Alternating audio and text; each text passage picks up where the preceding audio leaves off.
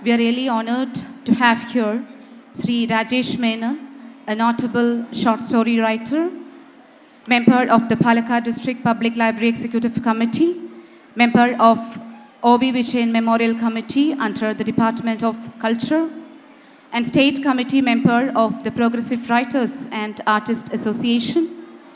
He has been actively involved in various public activities, serving as the director and organizer of events such as Palakkad Literature Fest, Kasak Kadayutsav, Vidyarangam State School Literary Festival, Yuvatara Youth Fest, and Kadaidam, among others.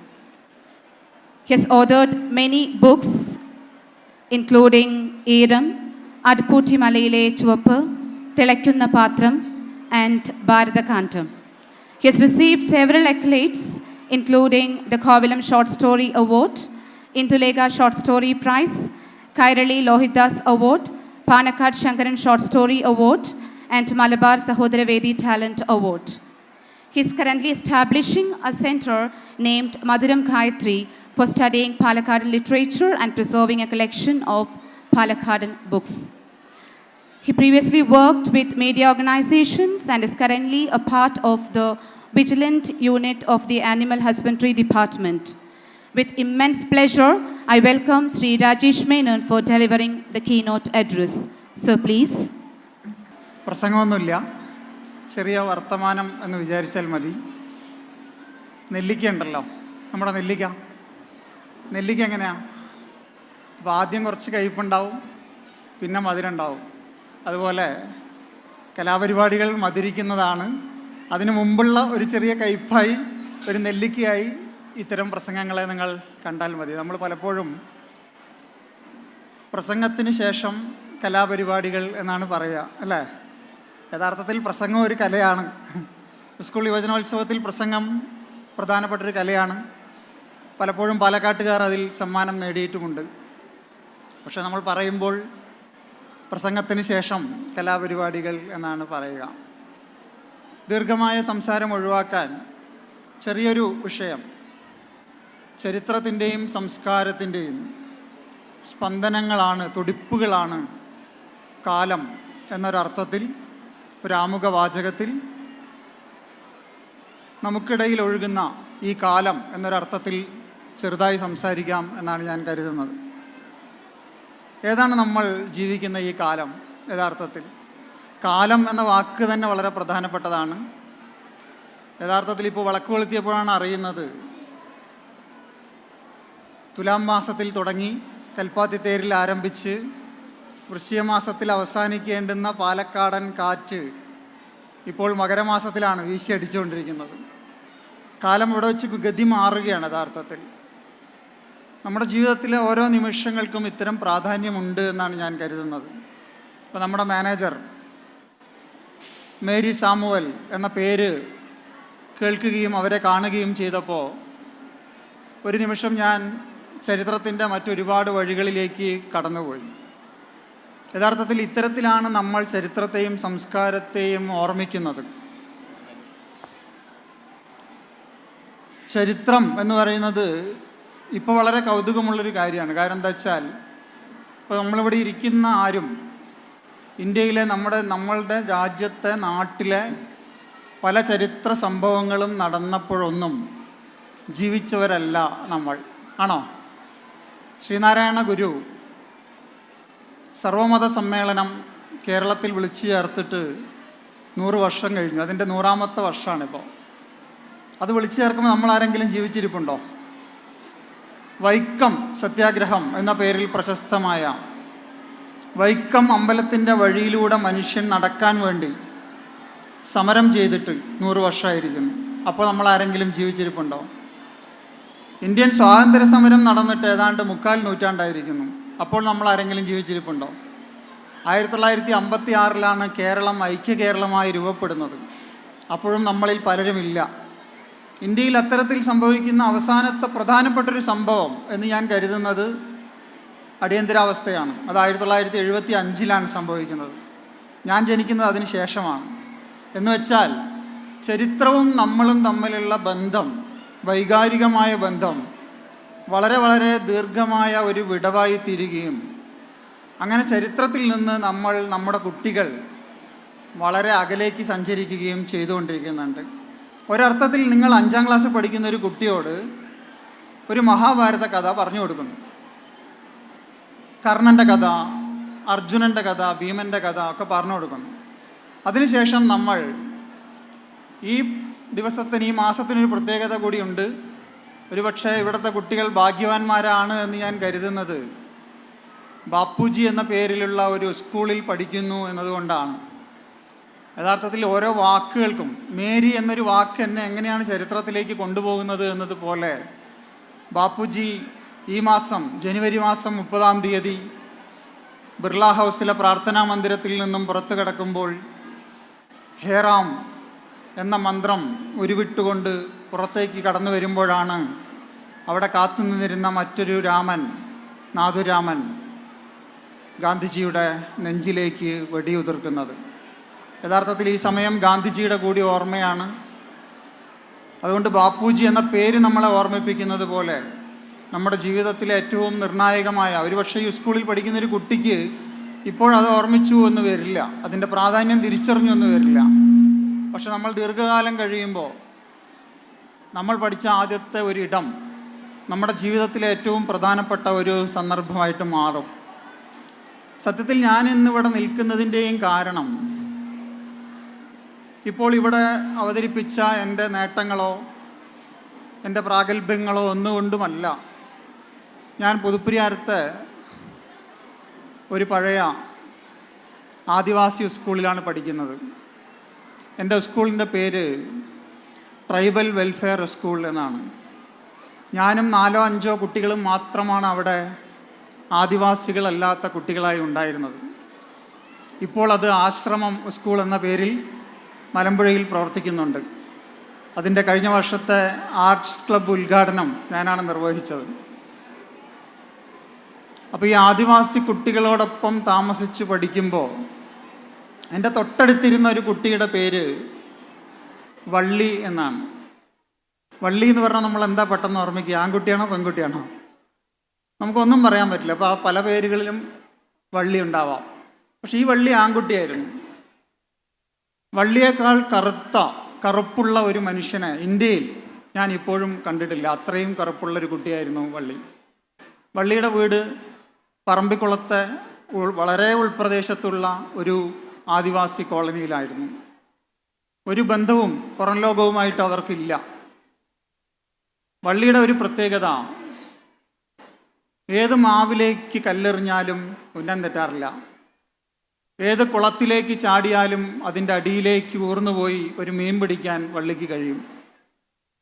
വള്ളിയിൽ നിന്നാണ് ഞാൻ ഭയം എന്ന വാക്ക് ഒരു വാക്കേ അല്ല എന്ന് ആദ്യം പഠിക്കുന്നത്. ജീവിതത്തിൽ വള്ളി നമ്മളെ പഠിപ്പിച്ച പാഠം, ഇവർ എപ്പോഴെങ്കിലും 10 ദിവസം സ്കൂൾ കൂട്ടുമ്പോഴാണ് നാട്ടിലേക്ക് പോകാമെന്ന് പറയാൻ പറ്റില്ല, കാട്ടിലേക്കാണ് പോകുന്നത്. കാരണം അവരുടെ വീട് കാടാണ്. അപ്പോൾ ഈ പറമ്പിക്കുളത്തെ കാട്ടിലേക്ക് വള്ളി ഓണത്തിന് വെക്കേഷൻ കിട്ടുമ്പോഴാണ് പോവുക. പോയി വരുമ്പോൾ നമുക്ക് നല്ല കാട്ടിൽ തേൻ കൊണ്ടുവരും. അത് ഏറ്റവും നല്ല തേനാണ്. അപ്പോൾ ഒരു ഓണക്കാലത്ത് വള്ളി പോയി 10 ദിവസത്തെ ലീവാണെങ്കിലും 15-20 ദിവസം കഴിഞ്ഞിട്ടൊക്കെയാണ് ഇവർ വരുള്ളൂ. അപ്പോൾ ഒരു ഓണക്കാലം കഴിഞ്ഞു, 15 ദിവസം കഴിഞ്ഞിട്ടും 20 ദിവസം കഴിഞ്ഞിട്ടും മറ്റു കുട്ടികളൊക്കെ വന്നിട്ടും വള്ളി വരുന്നില്ല, സ്കൂളിലേക്ക് വരുന്നില്ല. അപ്പോൾ ബന്ധങ്ങളില്ല, സാധാരണ ടെലഫോണൊന്നുമില്ല. അപ്പോൾ ഹോസ്റ്റലിലെ വാർഡനും 1-2 ടീച്ചർമാരും കൂടി പറമ്പിക്കുളത്തെ ഈ കോളനിയിലേക്ക് അവർ അന്വേഷിച്ചു പോയാലും ചിലപ്പോൾ സ്കൂളിലേക്കാണെന്ന് പറഞ്ഞാൽ കണ്ടെത്താൻ പറ്റില്ല. അവസാനം അന്വേഷിച്ചപ്പോൾ വള്ളി ആ ഓണക്കാലത്ത് കാട്ടിൽ തേനെടുക്കാൻ പോയ സമയത്ത് കാട്ടാന ചവിട്ടി കൊലപ്പെട്ടിരിക്കുന്നു. ഒരുപക്ഷെ നമുക്ക് തേൻ കൊണ്ടുവരാൻ വേണ്ടി ആയിരിക്കാം വള്ളി അന്ന് കാട്ടിലേക്ക് പോയിട്ടുണ്ടാവുക. വള്ളിക്ക് തേൻ കുടിക്കാനുള്ള ആഗ്രഹം കൊണ്ടല്ല. ഇത് നമ്മുടെ ജീവിതത്തിലെ ഒരു സ്കൂൾ കാലത്തിലെ ഏറ്റവും പ്രധാനപ്പെട്ട ഒരനുഭവമാണ്. കാരണം സ്നേഹം, ദയ, കാരുണ്യം, അനുകമ്പ എന്നൊക്കെ തുടങ്ങി മനുഷ്യൻ എന്ന പദത്തിലേക്ക് നമ്മൾ എത്തിച്ചേരുന്നതിൻ്റെ എല്ലാ അർത്ഥങ്ങളെയും നമുക്ക് പഠിപ്പിച്ചു തരുന്നത് നമ്മുടെ സ്കൂളാണ്.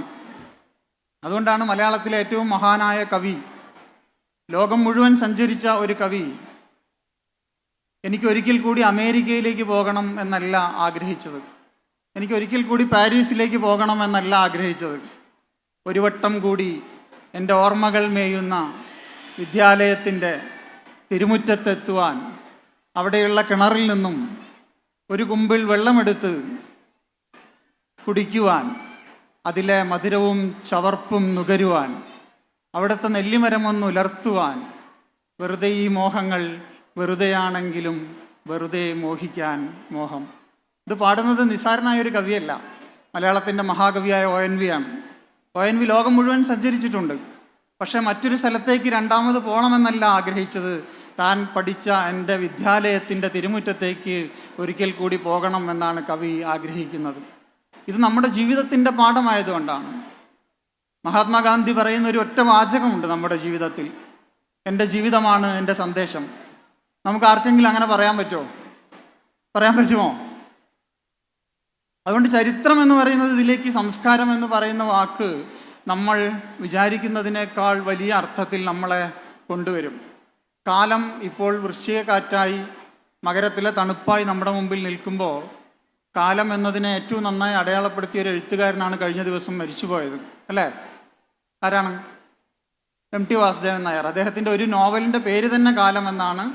പക്ഷെ അത് നമ്മളിപ്പോൾ ജീവിക്കുന്നൊരു കാലമല്ല. നോക്കൂ നിങ്ങൾ, അദ്ദേഹത്തിൻ്റെ ഒരു കഥ, മഴ തുടങ്ങിയാൽ സ്കൂളിൽ പോകുന്നതും വരുന്നതും മാത്രമല്ല വിഷമം, വിശപ്പും. 11 മണിയോടടുക്കുമ്പോൾ ജനാലയ്ക്കപ്പുറത്ത് രാമൻ നായരുടെ ചായക്കടയിൽ പരിപ്പുവട മൂപ്പിക്കുന്നതിൻ്റെ മണം മൂക്കിലേക്കടിക്കും. പിന്നെ ഇരിക്കപ്പുറതി ഉണ്ടാവില്ല. ഇടവേളയ്ക്ക് ബെല്ലടിച്ചാൽ അഴിയില്ലാത്ത ജനാല ചാടിക്കടന്ന് ഒറ്റ ഓട്ടമാണ്. ചായക്കടയ്ക്ക് ചുറ്റും പമ്മിപ്പരുമ്മി നിന്ന് ആവോളം മണം മൂക്കിലേക്ക് വലിച്ചു കയറ്റി വയറ് നിറയെ പച്ചവെള്ളവും കുടിച്ച് തിരിച്ച് ക്ലാസ്സിൽ വന്നിരിക്കും. വരികൾ ഒന്നുകൂടി ശ്രദ്ധിച്ചോളൂ. ആവോളം മണം മൂക്കിലേക്ക് വലിച്ചു കയറ്റി വയറ് നിറയെ പച്ചവെള്ളവും കുടിച്ച് തിരിച്ച് ക്ലാസ്സിൽ വന്നിരിക്കും. MTയുടെ കർക്കിടകം എന്ന കഥ അങ്ങനെയാണ് ആരംഭിക്കുന്നത്. ഇത് പറഞ്ഞാൽ ഇപ്പോൾ വൈകാരികമായി ഉൾക്കൊള്ളുന്ന എത്ര പേർ നമുക്കിടയിലുണ്ടാവും? ഇവിടെ പട്ടിണി കിടന്നിട്ടുള്ള ആരെങ്കിലും ഉണ്ടോ? കൈബന്ധിക്കാൻ പറ്റുമോ? വിശപ്പ് കൊണ്ട് പട്ടിണി കിടന്നിട്ടുള്ള, ഉപവാസം അനുഷ്ഠിച്ചവരല്ല, വ്രതമെടുത്തവരല്ല, തടി കുറയാൻ വേണ്ടി ഡയറ്റിംഗ് ചെയ്യുന്നവരല്ല, വിശപ്പ് കൊണ്ട്, ചോറില്ലാത്തത് കൊണ്ട് പട്ടിണി കിടന്ന ഏതെങ്കിലും ഒരാൾ ഇവിടെ ഉണ്ടോ? ഒരുപക്ഷെ ഞാൻ കരുതുന്നത് കഴിഞ്ഞ അരനൂറ്റാണ്ട് കാലം കൊണ്ട് മലയാളിയുടെ ജീവിതത്തിൽ നിന്നും മാഞ്ഞുപോയ ഒരു വാക്ക് വിശപ്പ് എന്നാണ്. ഈ വിശപ്പ് മാഞ്ഞുപോയ മനുഷ്യർ എങ്ങനെയാണ് പുതിയ കാലത്തെ കാണുന്നത്? എങ്ങനെയാണ് നമ്മൾ ജീവിക്കാൻ പോകുന്ന കാലം? ആർട്ടിഫിഷ്യൽ ഇൻ്റലിജൻസ് എന്ന് പറയുന്നൊരു കാലമാണ്. ആർട്ടിഫിഷ്യൽ ഇൻ്റലിജൻസിൻ്റെ കാലത്തായിരിക്കും നമ്മുടെ കുട്ടികൾ ഈ സ്കൂളിൻ്റെ, ബാപ്പുജി സ്കൂളിൻ്റെ 10ാം ക്ലാസ് വിട്ട് പുറത്തിറങ്ങുക. അവരിലേക്ക് വന്നു ചേരാൻ പോകുന്നത് ഇന്നലെ നാം പറഞ്ഞ കാര്യങ്ങളൊന്നുമല്ല. അതുകൊണ്ട് ഏറ്റവും പുതിയ കുട്ടികൾക്ക് നമ്മൾ ഉപദേശങ്ങൾ നൽകാതിരിക്കുക, അവർക്ക് നിങ്ങൾ ലക്ഷ്യങ്ങൾ നൽകാതിരിക്കുക. അവർക്ക് അതിനേക്കാൾ വലിയ ലക്ഷ്യങ്ങളുണ്ട്. നിങ്ങൾ കണ്ടുപോയെന്നറിയില്ല, ഒരാഴ്ച മുമ്പ് നമ്മുടെ ആകാശത്തിൻ്റെ മുകളിലൂടെ ഒരു ഉപഗ്രഹം കടന്നുപോയി. നിങ്ങൾ ആരെങ്കിലും ശ്രദ്ധിച്ചോ? അത് ശ്രദ്ധിച്ചോ? അതിലുണ്ടായിരുന്നത് ആരാണെന്നറിയോ? ഒരു ബഹിരാകാശ സ്ഫോടകം നമ്മുടെ ഈ പാലക്കാട്ടിൻ്റെ മുകളിലൂടെ കടന്നുപോയി കഴിഞ്ഞ ആഴ്ച. അതിൽ ഒരു പെൺകുട്ടി, ഒരു സ്ത്രീ, സുനിത വില്യംസ് എന്ന് പറയുന്ന ഒരു സ്ത്രീ ഉണ്ടായിരുന്നു. അവരിപ്പോഴും എന്നെങ്കിലും അതിൽ നിന്ന് തിരിച്ചു വരാൻ കഴിയുമോ എന്നറിയില്ലെങ്കിൽ പോലും ഏറ്റവും ഊർജ്ജസ്വലമായി ജീവിതത്തെ ഭയപ്പെടാതെ ആ ബഹിരാകാശ പേടകത്തിൽ ഇപ്പോഴും സഞ്ചരിച്ചു കൊണ്ടിരിക്കുകയാണ്. ഏതാണ്ട് 1,00,000-ലേറെ ആളുകൾ ചൊവ്വ എന്ന് പറയുന്ന മറ്റൊരു ഗ്രഹത്തിലേക്ക് പോകാൻ വേണ്ടി അപേക്ഷ കൊടുത്ത് കാത്തിരിക്കുകയാണ്. അതിലേതാണ്ട് 10,000-ഓളം പേർ ഇന്ത്യക്കാരാണ്, 1000-ഓളം പേർ മലയാളികളാണ്. അതിലൊന്നാമത് നിൽക്കുന്നത് പാലക്കാട്ട് വടവന്നൂരിലെ ഒരു മെക്കാനിക്കൽ എഞ്ചിനീയറിംഗ് ബിരുദധാരിയായ ശ്രദ്ധ എന്ന് പറയുന്ന ഒരു പെൺകുട്ടിയാണ് എന്ന് നമ്മൾ അഭിമാനത്തോടു കൂടി ഓർമ്മിക്കേണ്ടതുണ്ട്. ആ കാലത്താണ് പ്രിയപ്പെട്ട സുഹൃത്തുക്കളെ നാം ജീവിക്കുന്നത്. മേരി എന്ന പേര് ഞാൻ കേൾക്കുമ്പോൾ ഒരു കാലത്തെ ഓർമ്മിക്കുന്നു എന്ന് പറയുന്നത് കൂത്താട്ടുകുളം മേരിയെ ഓർമ്മിച്ചുകൊണ്ടാണ്. കൂത്താട്ടുകുളം മേരി കേരളത്തിലെ കോൺഗ്രസ് പ്രസ്ഥാനത്തിൻ്റെ ആദ്യത്തെ പ്രവർത്തകരിൽ ഒരാളാണ്. പിന്നീട് കമ്മ്യൂണിസ്റ്റായ കേരളത്തിലെ ആദ്യത്തെ കമ്മ്യൂണിസ്റ്റുകാരിൽ ഒരാളാണ് കൂത്താട്ടുകുളം മേരി. തൻ്റെ ജീവിതത്തിൻ്റെ ചെറുപ്രായത്തിൽ തന്നെ ജയിൽവാസം അനുഭവിക്കുകയും മർദ്ദനമേൽക്കുകയും ചെയ്ത ഒരു സ്ത്രീയുടെ പേരിലാണ് കൂത്താട്ടുകുളം എന്ന ഒരു നാട് ഇപ്പോഴും അറിയപ്പെടുന്നത്. ഇതെങ്ങനെ സംഭവിക്കുന്നു? യഥാർത്ഥത്തിൽ നമ്മുടെ നാട്ടിൽ നിങ്ങൾ ലക്ഷ്മി എന്ന് പറയുന്ന ഒരു പെൺകുട്ടിയെക്കുറിച്ച് കേട്ടിട്ടുണ്ടോ? ആരാണ് ലക്ഷ്മി? ലക്ഷ്മി എന്ന് പറയുന്ന പെൺകുട്ടി പാലക്കാട് ജില്ലയിൽ നേരത്തെ പറഞ്ഞ MT വാസുദേവൻ നായരുടെ നാട്ടിലെ ആനക്കര എന്ന് പറയുന്ന ഒരു ചെറിയ കുഗ്രാമത്തിലെ ഒരു സാധാരണ ചെറിയ പെൺകുട്ടിയാണ്. ആ പെൺകുട്ടി മലബാറിലേക്ക് ഗാന്ധിജി വന്ന കാലം നിങ്ങൾക്ക് ഓർമ്മയുണ്ടോ? കേരളത്തിലേക്ക് 3 തവണയാണ് ഗാന്ധിജി വന്നിട്ടുള്ളത്. മലബാറിലേക്ക് ഗാന്ധിജി വന്നതുകൊണ്ട് എന്തെങ്കിലും ഗുണമുണ്ടായി എന്ന് നിങ്ങൾ കരുതുന്നുണ്ടോ? ഉണ്ടോ? ഈ ഗാന്ധിജിയുടെ പ്രത്യേകത എന്താ? ഗാന്ധിജി മേൽവസ്ത്രം ധരിച്ചിരുന്നില്ല, അല്ലേ? എന്താ കാരണം? ഉഷ്ണം കൊണ്ടാണോ? ഷർട്ടില്ലാത്തത് കൊണ്ടാണോ? എന്തുകൊണ്ടായിരിക്കാം? ഗാന്ധിജി പാലക്കാടും പട്ടാമ്പിയിലും പെരിന്തൽമണ്ണയിലും അങ്ങാടിപ്പുറത്തും കോഴിക്കോട്ടും ഒക്കെ സഞ്ചരിച്ചപ്പോഴാണ് നേരത്തെ നമ്മൾ പറഞ്ഞ വിശപ്പ് എന്താണ് എന്ന് മനസ്സിലായത്. ഈ മലബാറിലെ മനുഷ്യർ ഉച്ചനേരത്ത് വൈകുന്നേരം പട്ടിണി കിടക്കുന്ന മനുഷ്യരെ ഗാന്ധിജി കാണുന്നത് മലബാറിൽ സഞ്ചരിച്ചപ്പോഴാണ്. അന്ന് ഗാന്ധിജി തീരുമാനിക്കുന്നു, എല്ലാ മനുഷ്യർക്കും അവസാനത്തെ മനുഷ്യനും ഉടുക്കാനും ഉണ്ണാനുമുള്ള ദിവസം മാത്രമേ ഞാൻ മേൽവസ്ത്രം ധരിക്കുകയുള്ളൂ. പക്ഷെ ഗാന്ധിജിക്ക് ഇന്ത്യയുടെ സ്വാതന്ത്ര്യത്തിൻ്റെ ഒരു ഘട്ടത്തിലും അത് പിന്നീട് ധരിക്കേണ്ടി വന്നില്ല. ഇതൊരു ജീവിതത്തിലേക്കുള്ള പകർത്തലാണ്. യഥാർത്ഥത്തിൽ ജീവിതത്തിൻ്റെ ഒരു നിമിഷം ഒരാളിൽ ഉണ്ടാക്കുന്ന മാറ്റങ്ങളാണ്. ഇത് നമ്മുടെയൊക്കെ ജീവിതത്തിൽ ഉണ്ടാവുമെന്നാണ് ഞാൻ കരുതുന്നത്. നിങ്ങളെ ഒരു പേര്, ഒരു വാക്ക്, ഒരു സ്ഥലം, ഒരു കാഴ്ച, ഒരു സിനിമ, ഒരു പാട്ട്, ഒരു യാത്ര, ഇതെല്ലാം നമ്മുടെ ജീവിതത്തിലെ ഏറ്റവും പ്രധാനപ്പെട്ട സന്ദർഭങ്ങളാണ്. ഇപ്പോൾ നമ്മൾ കേരളത്തിൻ്റെ മനോഹരമായ വസ്ത്രം എന്ന അർത്ഥത്തിൽ നമ്മൾ കാണുന്നത് എന്താണ്? സാരിയാണല്ലോ, അല്ലേ? അതുകൊണ്ടല്ലേ നമ്മൾ നവംബർ 1-നും ചിങ്ങമാസത്തിലുമൊക്കെ സെറ്റും കൊണ്ട് കൊടുക്കുന്നത് എന്തുകൊണ്ടാണ്? നമ്മൾ കരുതുന്നു കേരളത്തിൻ്റെ ഔപചാരികമായൊരു വസ്ത്രം ഈ കസവ് സാരിയാണ് എന്ന്, അല്ലേ? ആണോ?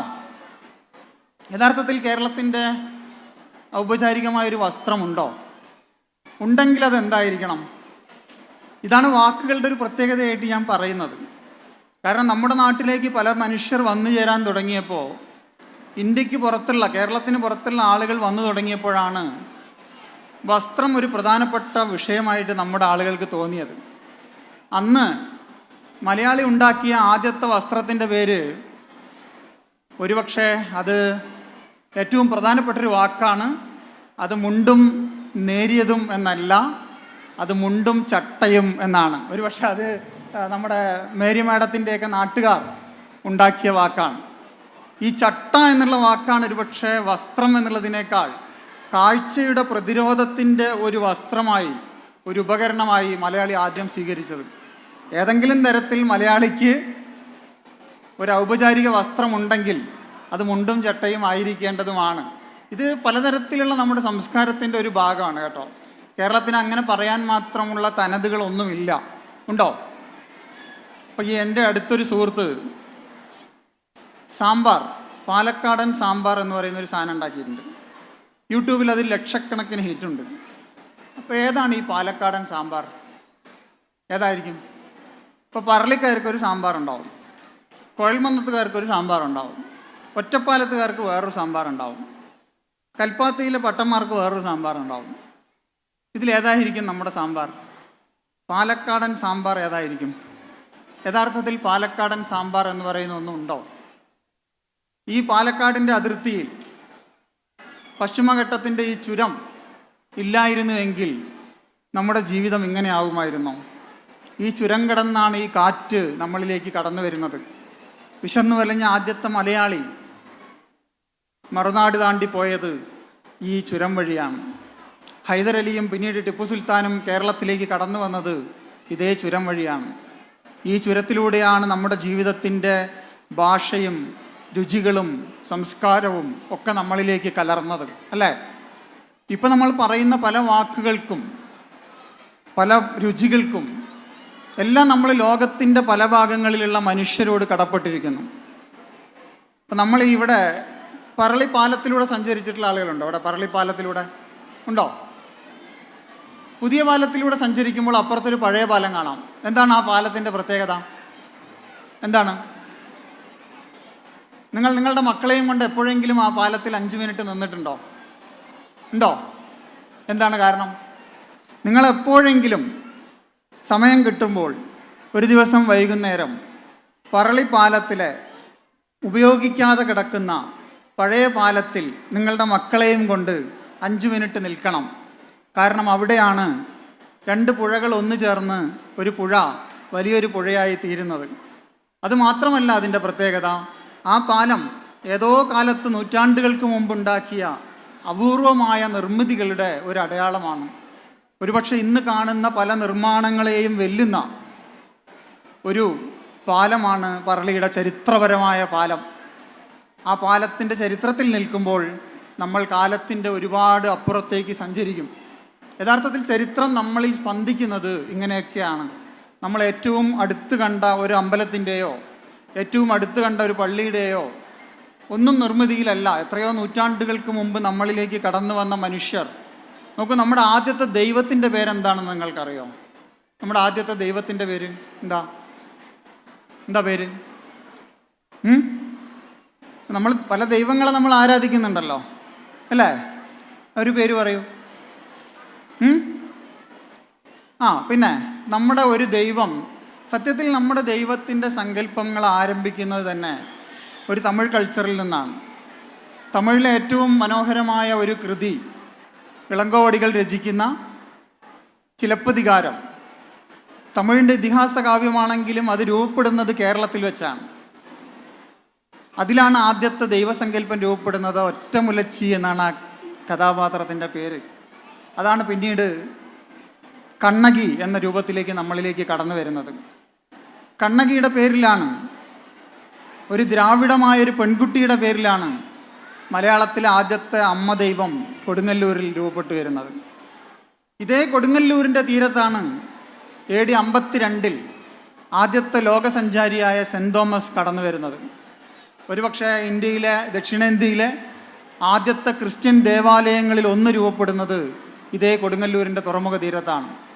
ഇതേ കൊടുങ്ങല്ലൂരിലേക്കാണ് അവസാനത്തെ ചേരമാൻ പെരുമാളിൽ നിന്നും ഈ ദേശത്തെക്കുറിച്ച് അറിയുകയും ലോകസഞ്ചാരിയായ മാലിക് ദിനാർ നദികളിലൂടെ സഞ്ചരിച്ച് കൊടുങ്ങല്ലൂരിൻ്റെ തുറമുഖ തീരത്ത് എത്തുന്നത്. ഇന്ത്യയിലെ ആദ്യത്തെ മുസ്ലിം പള്ളികളിലൊന്ന് രൂപപ്പെടുന്നത് ഇതേ കൊടുങ്ങല്ലൂരിൻ്റെ തീരത്താണ്.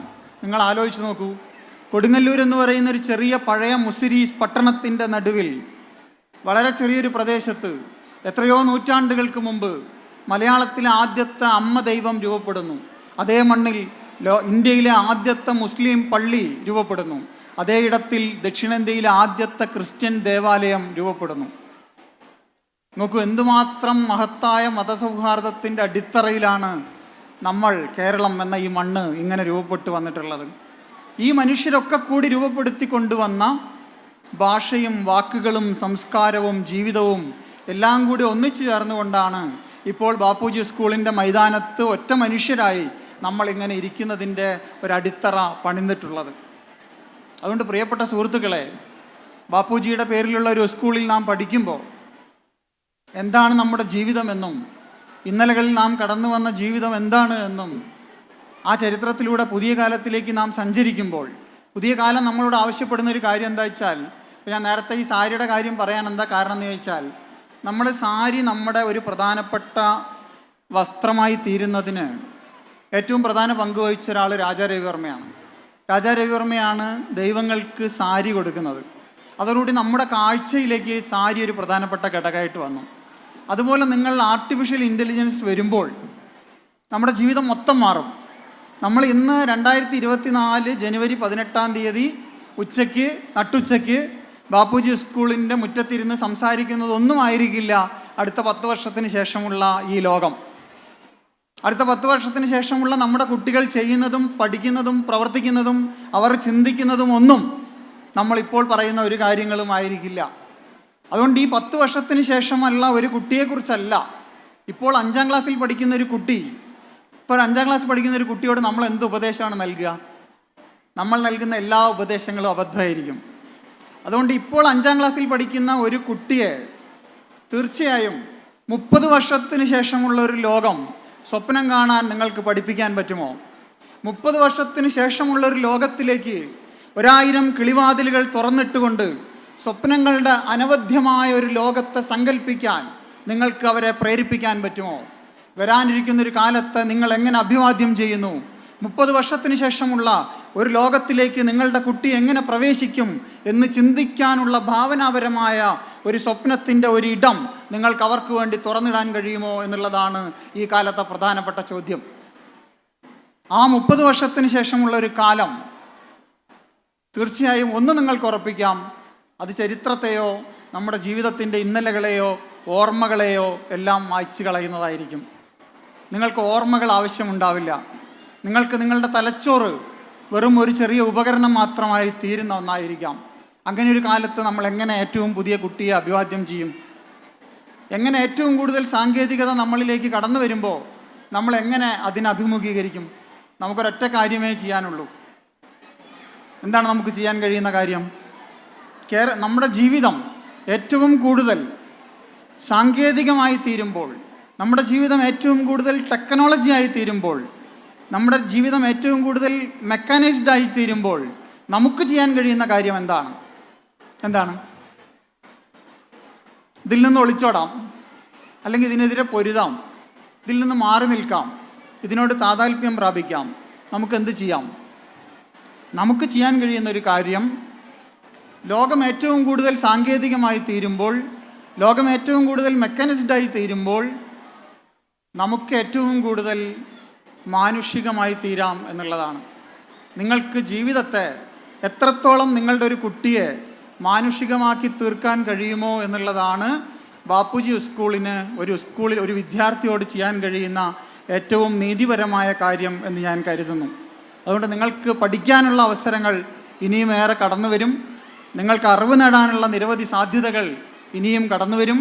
പക്ഷെ നിങ്ങളുടെ വിദ്യാലയമാണ് നിങ്ങളെ ഏറ്റവും നല്ല മനുഷ്യനാക്കാനുള്ള ഒരിടമായി പ്രവർത്തിക്കുക എന്നാണ് ഞാൻ കരുതുന്നത്. അതുകൊണ്ട് നിങ്ങൾക്ക് എങ്ങനെ മനുഷ്യനായി തീരാം എന്ന് ഒരുപക്ഷെ ഞാൻ കരുതുന്നൊരു കാര്യം എന്താ വെച്ചാൽ, നമ്മുടെയൊക്കെ ജീവിതം ഇപ്പോൾ നമ്മുടെ ചെറിയ ചെറിയ കാര്യങ്ങൾ മതി. ഇതിപ്പോൾ ഞാൻ ഉപയോഗിക്കുന്ന ഒരു മഷിപ്പേന, ഇത് ഞാൻ കഴിഞ്ഞ 10 കൊല്ലമായി ഉപയോഗിക്കുന്നു. 5ാം ക്ലാസ് മുതൽ ഞാൻ മഷിപ്പേന ഉപയോഗിക്കുന്നു. 5ാം ക്ലാസ്സിന് ശേഷം ഇന്ന് വരെയുള്ള ഈ സമയത്തിൽ ഒരു സമയം പോലും ഞാൻ ബോൾ പോയിൻ്റ് പേന ഉപയോഗിച്ചിട്ടില്ല. എന്ന് വെച്ചാൽ വളരെ ലളിതമായി ഞാൻ പറയാം, 1000 കുട്ടികൾ പഠിക്കുന്ന ബാപ്പുജി സ്കൂളിൽ 1200ഓളം കുട്ടികളുണ്ട് എന്നാണ് ഞാൻ മനസ്സിലാക്കുന്നത്.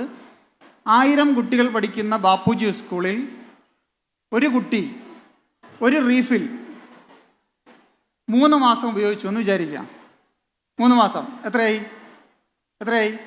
3000 ഒരു കുട്ടി. ഒരു കൊല്ലം എത്രയായി? ഒരു കുട്ടി 4 റീഫിൽ ഉപയോഗിക്കുന്നു. എത്രയായി? 40,000 അല്ല 50,000. 5 കൊല്ലം 1000 കുട്ടികൾ ഒരു സ്കൂളിൽ, ഒരു വർഷം 50,000 റീഫിൽ ഈ മണ്ണിൽ, ഈ ഭൂമിയിൽ ഉപേക്ഷിക്കുന്നു എന്ന് വിചാരിക്കുക. 5 കൊല്ലം കൊണ്ട് എത്ര റീഫിൽ നിങ്ങൾ ഈ ബാപ്പുജി സ്കൂൾ ഈ മണ്ണിന് സംഭാവന ചെയ്തത് എന്താണ് എന്ന് ചോദിച്ചാൽ 5 ലക്ഷം റീഫില്ലുകളാണ് എന്ന് പറയുന്നതാണ് ഒരുപക്ഷെ നമ്മുടെ സംസ്കാരമായിട്ട് വരിക. നിങ്ങൾ 1000 കുട്ടികളെ നിങ്ങൾക്ക് റീഫിൽ പേനയിൽ നിന്ന് മുക്തരാക്കാൻ കഴിഞ്ഞാൽ നിങ്ങൾക്ക് 5 ലക്ഷം റീഫില്ലുകളിൽ നിന്ന്, പ്ലാസ്റ്റിക്കിൽ നിന്ന് നിങ്ങൾക്ക് ഈ ഭൂമിയെ രക്ഷിക്കാൻ കഴിഞ്ഞു എന്നുള്ളതാണ് വളരെ സിമ്പിളായ ലളിതമായ ഒരു ലോജിക്. അതുകൊണ്ട് ഞാൻ ഈ മഷിപ്പേന ഉപയോഗിക്കുന്നു എന്നുള്ളതൊരു വലിയ കാര്യമല്ല. പക്ഷേ ബാപ്പുജി സ്കൂളിൽ 1000 കുട്ടികൾ മഷിപ്പേനയിലേക്ക് വരുന്നു എന്ന് വെച്ചാൽ നാളെ ഒരു പക്ഷേ പേനകളൊക്കെ മാറിപ്പോവാം. നമ്മൾ ഡിജിറ്റൽ ലോകത്തിലാണ് ജീവിക്കാൻ പോകുന്നത്. പക്ഷെ ഒരു സംസ്കാരമാണ് ഞാൻ പറയുന്നത്. ഈ സംസ്കാരത്തിലേക്ക് നമ്മുടെ ജീവിതത്തെ എത്തിച്ചാൽ ഒരുപക്ഷെ നമുക്ക് ഗാന്ധിജിയെ പോലെ എൻ്റെ ജീവിതമാണ് എൻ്റെ സന്ദേശമെന്നൊന്നും പറയാൻ പറ്റില്ല. പക്ഷെ ഒരു കാര്യം നമുക്ക് ഉറപ്പിച്ച് പറയാം, എൻ്റെ ജീവിതമാണ് എൻ്റെ സംസ്കാരം എന്ന് ഉറപ്പിച്ചു പറയാൻ കഴിയുന്ന ഒരു 10 പേരെയെങ്കിലും ബാപ്പുജി സ്കൂളിന് ഈ ലോകത്തിന് സംഭാവന ചെയ്യാൻ കഴിയും എന്നാണ് ഞാൻ കരുതുന്നത്. അതിനു വേണ്ടിയിട്ടാണ് നമ്മൾ ഈ കലാപരിപാടികളും സാംസ്കാരിക പരിപാടികളൊക്കെ നടത്തുന്നത്, അല്ലേ? അല്ലെങ്കിൽ നമ്മൾ ഈ ചൂടിൽ ഇവിടെ വന്ന് ഇരിക്കേണ്ട വല്ല കാര്യമുണ്ടോ? ഒന്നുമില്ല. നമ്മുടെ ജീവിതത്തെ അടയാളപ്പെടുത്താൻ കഴിയുന്ന സംസ്കാരത്തിൻ്റെ ചില അടയാളങ്ങളെ നമ്മൾ പഠനത്തോടൊപ്പം ചേർത്ത് വയ്ക്കുകയും അത് കുട്ടികളിലേക്ക് പകരുകയും അത് നമ്മുടെ ഉള്ളിലുള്ള ഭാവനകളെ ചോദിപ്പിക്കുകയും ചെയ്യുന്നതിനാണ് ഇത്രയും തിരക്കിനിടയിൽ, ഇത്തരം തിരക്കുള്ള ഒരു സിലബസിനിടയിൽ നമ്മൾ ഇങ്ങനെ ഒരു ദിവസം ഉച്ചവെയിലിൽ ഒരുമിച്ചിരിക്കുകയും വർത്തമാനം പറയുകയും പാട്ടുപാടുകയും. സത്യത്തിൽ ഇതിൻ്റെയൊന്നും ആവശ്യം ഇല്ലയെന്ന് നമുക്ക് തോന്നാം. പക്ഷെ മനുഷ്യനെന്ന് പറയുന്നത് സാങ്കേതികമായി മാത്രം ജീവിക്കുന്ന ഒരു ജീവിയല്ല. ഒരുപക്ഷെ ലോകത്ത് നമ്മളെക്കാൾ ബുദ്ധിയുള്ള എത്രയോ ജീവജാലങ്ങളുണ്ട്. പക്ഷേ നിങ്ങൾക്ക് വളരെ ലളിതമായൊരു ഉദാഹരണം പറഞ്ഞുകൊണ്ട് ഞാനിത് അവസാനിപ്പിക്കാം. ഇപ്പോൾ നമ്മുടെ സ്കൂളിൻ്റെ, ബാപ്പുജി സ്കൂളിൻ്റെ മുകളിൽ പഴയൊരു ബിൽഡിങ്ങിൽ ഒരു കഥയാണ്. ഒരു 2000 വർഷങ്ങൾക്ക് മുമ്പ് അല്ലെങ്കിൽ ഒരു 20,000 വർഷങ്ങൾക്ക് മുമ്പ് ഒരു ചിലന്തി ഉണ്ടായിരുന്നു എന്ന് വിചാരിക്കുക, സ്പൈഡർ. ഈ ചിലന്തി ബാപ്പുജി സ്കൂളിൻ്റെ പഴയ 20,000 കൊല്ലങ്ങൾക്ക് മുമ്പുള്ള കെട്ടിടത്തിൻ്റെ മേൽക്കൂരയിൽ ഒരു ചിലന്തി വല കെട്ടി 2025 ജനുവരി 18-ാം തീയതിയും മറ്റൊരു ചിലന്തി ബാപ്പുജി സ്കൂളിലേക്ക് കടന്നു വന്നു. 2025 ജനുവരി ഈ ദിവസവും 18-ാം തീയതി കടന്നു വന്ന ചിലന്തിയും ബാപ്പുജി സ്കൂളിൻ്റെ മുകളിൽ മേൽക്കൂരയിൽ ഒരു സ്പൈഡർ ചിലന്തി വല ഉണ്ടാക്കി. 5000 വർഷങ്ങൾക്ക് മുമ്പ് ചിലന്തി ഉണ്ടാക്കിയ ചിലന്തി വലയും 2025 ചിലന്തി ഉണ്ടാക്കിയ ചിലന്തി വലയും തമ്മിൽ എന്തെങ്കിലും വ്യത്യാസമുണ്ടോ? ചിത്രങ്ങളിൽ നമ്മൾ കണ്ടിട്ടുണ്ടാവുമല്ലോ, ഉണ്ടോ? നമ്മൾ ഇതുവരെ കണ്ട ചിലന്തി വലകളിൽ എന്തെങ്കിലും വ്യത്യാസമുണ്ടോ? മനുഷ്യൻ അങ്ങനെയാണോ? ആണോ? അപ്പോൾ എന്താണ് പ്രവർത്തിച്ചത്? ഇതിനിടയിൽ എന്താണ് പ്രവർത്തിച്ചത്? എന്താണ്? നീ ഉത്തരം പറയാൻ വരികയാണോ? ആണോ? എന്താണ് ഇതിനിടയിൽ പ്രവർത്തിച്ചത്? ഇതിനിടയിൽ ഒരു പ്രവർത്തനം നടന്നിരിക്കുമല്ലോ. എന്താണത്? പറയൂ, ഉത്തരം പറയൂ. ഞാൻ നിങ്ങളെക്കാൾ ചെറിയ ആളായതുകൊണ്ടാണ് നിങ്ങളോട് ഒരു സംഭാഷണം ചോദിക്കുന്നത്. കാരണം എന്താ വെച്ചാൽ നമ്മളിങ്ങനെ ഏറ്റവും പുതിയ ആളുകളോട് സംസാരിക്കുമ്പോൾ, ഏറ്റവും പുതിയ കുട്ടികളോട് സംസാരിക്കുമ്പോഴാണ് നമ്മൾ പുതിയ കാലത്തിലേക്ക് പ്രവേശിക്കുക, അല്ലേ? ഇതിനിടയിൽ പ്രവർത്തിച്ച ഒരു വാക്കിനെ നമുക്ക് വേണമെങ്കിൽ ഭാവന എന്ന് പറയാം. ഈ ഭാവനയാണ് യഥാർത്ഥത്തിൽ നമ്മുടെ മനസ്സിനെ, നമ്മുടെ ജീവിതത്തെ നമ്മളിപ്പോൾ ആർട്ടിഫിഷ്യൽ ഇൻ്റലിജൻസിലേക്ക് നടക്കുന്ന മനുഷ്യരായി നമ്മളെ പരിവർത്തിപ്പിച്ചിട്ടുള്ളത്. അതുകൊണ്ട് വരാനിരിക്കുന്ന കുട്ടികളിലേക്ക് ഈ ഭാവനയുടെ ലോകം എങ്ങനെ തുറന്നിടാം എന്നുള്ളതാണ് ഒരു അച്ഛനും അമ്മയ്ക്കും ജ്യേഷ്ഠനും ജ്യേഷ്ഠത്തിക്കും മുത്തശ്ശനും മുത്തശ്ശിക്കും ഒരു സ്കൂളിനും വിദ്യാലയത്തിനും അതിലെ അധ്യാപകർക്കും PTA ഭാരവാഹികൾക്കും ഒക്കെ ചെയ്യാനുള്ളത് എന്ന് വിശ്വസിക്കുന്ന ഒരാളാണ് ഞാൻ. അതുകൊണ്ട് ബാപ്പുജി എന്ന പേര് തന്നെ നിങ്ങളുടെ ജീവിതത്തിന്, നിങ്ങളുടെ സ്കൂളിൻ്റെ കാലത്തിന്, വരാനിരിക്കുന്നൊരു കാലത്തിന് വലിയ സംഭാവനകൾ നൽകും എന്ന് കരുതിക്കൊണ്ട് 43 വർഷമായി ഒരു പ്രദേശത്ത് ഇത്തരത്തിലുള്ളൊരു സ്കൂൾ പ്രവർത്തിക്കുക എന്ന് പറയുന്നത് ചെറിയൊരു കാര്യമല്ല.